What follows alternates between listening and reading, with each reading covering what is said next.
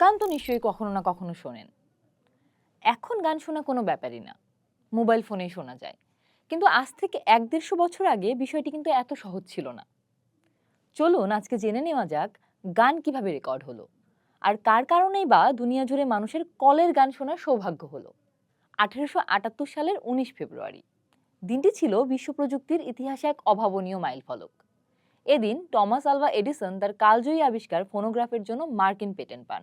New জার্সির একটি ল্যাবরেটরিতে বানানো এই প্রযুক্তির হাত ধরেই আজকের আধুনিক সঙ্গীত শিল্পের ভিত্তিপ্রস্তর স্থাপিত হয়েছিল। এডিসন এমন একটি যন্ত্র তৈরি করেছিলেন যা দিয়ে প্রথমবারের মতো শব্দ রেকর্ড করা এবং পরবর্তীতে তা পুনরায় বাজিয়ে শোনা সম্ভব হয়। এডিসনের এই যুগান্তকারী আবিষ্কারটি মূলত টেলিফোনি এবং টেলিগ্রাফি নিয়ে তার গবেষণারই একটি অভাবনীয় বাই প্রোডাক্ট। টেলিগ্রাফ বার্তা যাতে বারবার প্রচার করা যায় সেই লক্ষ্যেই তিনি কাজ করছিলেন। এর অংশ হিসেবেই এডিসন একটি বিশেষ পদ্ধতি উদ্ভাবন করেন। সেখানে একটি কাগজের স্পুলের উপর পর্যায়ক্রমিক খাঁজ বা দাগ কাটার মাধ্যমে মোর্স কোড স্থায়ীভাবে ধরে রাখা সম্ভব হয়।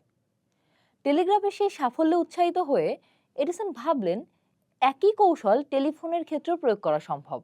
এই ভাবনা থেকেই তিনি এমন একটি সিস্টেম তৈরি করলেন যা শব্দ তরঙ্গ বা ডায়াফ্রামের কম্পনকে একটি অ্যাম্বোসিং পয়েন্টে স্থানান্তরিত করবে। এরপর সেই কম্পন যান্ত্রিকভাবে একটি নমনীয় মাধ্যমে দাগ কাটবে।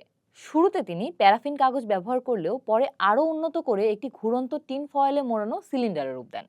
১৮৭৭ সালের শরৎকাল জুড়ে এডিসন এবং তার মেকানিক জন ক্রুসি এই উদ্ভাবন নিয়ে নিরলস কাজ করেন এবং খুব দ্রুতই প্রদর্শনের জন্য একটি মডেল তৈরি করে ফেলেন। সে বছরেরই ২২ ডিসেম্বর বিখ্যাত বিজ্ঞান সাময়িকী সায়েন্টিফিক আমেরিকানের পাতায় একটি প্রতিবেদন প্রকাশিত হয়। তাতে বলা হয়, মিস্টার টমাস এডিসন সম্প্রতি আমাদের অফিসে এসেছিলেন। তিনি আমাদের ডেস্কে ছোট্ট একটি যন্ত্র রাখলেন, এরপর সেটির একটি হ্যান্ডেল ঘোরালেন। হঠাৎ যন্ত্রটি আমাদের সাথে কথা বলা শুরু করলো, আমাদের স্বাস্থ্যের খোঁজ নিল, ফোনোগ্রাফটি আমাদেরকে কেমন লেগেছে তা জানতে চাইল, নিজেও জানালো বেশ ভালো আছে এবং সবশেষে আমাদেরকে শুভরাত্রি জানালো।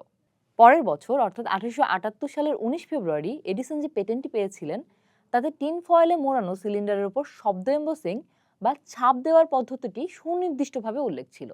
তবে রেকর্ডিং প্রযুক্তির পরবর্তী বড় বিপ্লবটি আসে এডিসনের চিরপ্রতিদ্বন্দ্বী আলেকজান্ডার গ্রাহাম বেলের হাত ধরে। বেলের নবপ্রতিষ্ঠিত বেল ল্যাবস ফোনোগ্রাফের একটি উন্নত সংস্করণ তৈরি করেছিল, যেখানে টিন ফয়েলের পরিবর্তে মোমের সিলিন্ডার এবং ছাপ দেওয়ার বদলে খোদাই করার পদ্ধতি ব্যবহার করা হয়।